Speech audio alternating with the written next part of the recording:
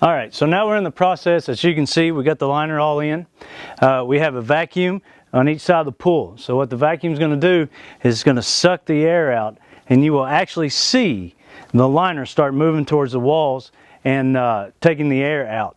And then once we start filling it up with water, and the water will start pushing the air out, so the vacuum, with the water, the vacuum, and as the water comes up, we'll pull the liner into the wall and set it down.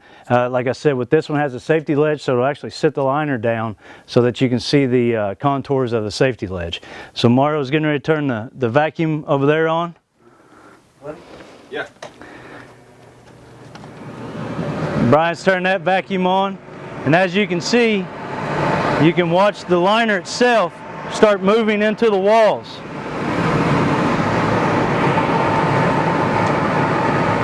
And so as that's doing that, Brian will move and make sure that there are no wrinkles or anything to the liner as the vacuums are sucking it in. And you can see where Brian's moving and moving the material back. You can see minimally how the safety ledge is starting to form already without having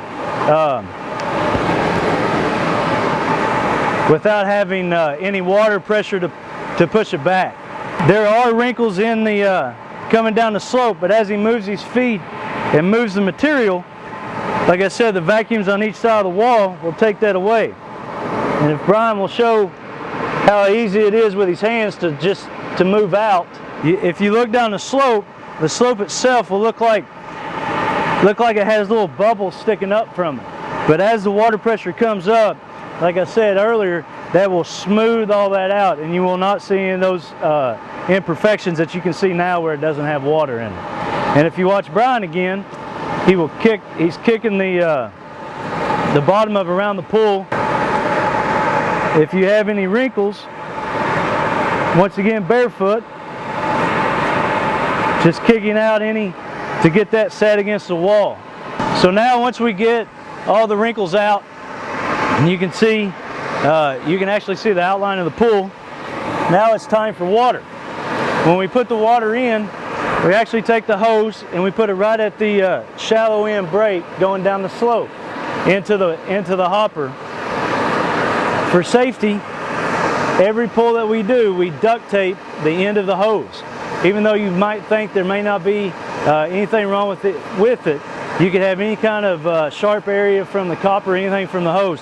So we always duct tape it very well to make sure that if anything happens, it's not going to, could possibly puncture your liner. Because like we said earlier, once the sun gets on it, that liner becomes very flexible and can easily get holes punctured in it. So this is what we do for safety as well too.